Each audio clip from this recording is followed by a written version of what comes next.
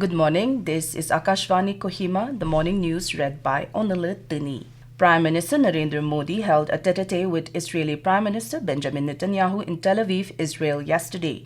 The two leaders reviewed the full spectrum of the India-Israel bilateral relations and discussed expanding cooperation in areas such as water management, agriculture, technology, and more. Addressing the Israeli parliament, Knesset in Jerusalem, Mr. Modi said, "It is a privilege and an honor to stand before the distinguished house." He extended the greetings of 1.4 billion Indians and the message of friendship, respect, and partnership to the gathering. Prime Minister Modi offered condolences for the lives lost during the barbaric terrorist attack by Hamas on 7th October. He said, "Indians feel your pain and share their grief." He added that India stands with Israel firmly with full conviction in this moment and beyond. India stands with Israel firmly with full conviction in this moment and beyond. No cause can justify the murder of civilians. Nothing can justify terrorism. India has also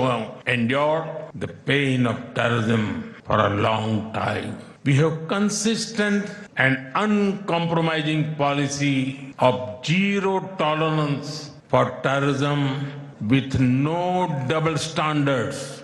Israeli Prime Minister Benjamin Netanyahu expressed profound admiration for Prime Minister Narendra Modi, describing him not just as a friend but a brother. Mr. Modi reached Tel Aviv yesterday afternoon on a two-day visit to Israel. Prime Minister Narendra Modi has been conferred with the Speaker of the Knesset Medal in recognition of his exceptional contribution to strengthening strategic relations between India and Israel. The Indian Prime Minister is the first leader to receive this medal, which is the highest honor of the Knesset, the Israeli parliament. The award was conferred by Knesset Speaker Amir Ohana after Prime Minister Modi's address at the Israeli parliament. Prime Minister Modi said that he accepts the medal of the Knesset with utmost humility and gratitude. The School Education Department has clarified that the mainstreamed SSA and RMSA teachers are currently receiving benefits under the latest 7th revision of pay, including scale pay and other admissible entitlements, and are governed by the same rules as regular state government employees. It stated that the budget head from which salaries are drawn is not determined by the employees. In a press release issued yesterday, the department reiterated that while the state government is making all efforts to ensure timely release of salaries and provision of the necessary budget, it is not within the prerogative of state employees to determine the budget head of account from which their salaries are to be drawn. The department said 2,293 teachers were originally appointed under the centrally sponsored schemes of SSA and RMSA with their salaries funded by the Government of India. However, they were mainstreamed into the state school education cadre on September 2, 2022 after fulfilling the criteria laid down by the Nagaland School Education Service Rules 2017 and with the approval of the state cabinet. It further stated that the demand of the 2010 and 2013 batch teachers seeking that their salaries be drawn from the state account head under the non-planned budget has been submitted to the department and taken up with the concerned authorities. The 40-hour mediation training program organized by the Nagaland State Legal Services Authority (NSLSA) under the aegis of the Mediation and Conciliation Project Committee of the Supreme Court of India concluded yesterday in Kohima.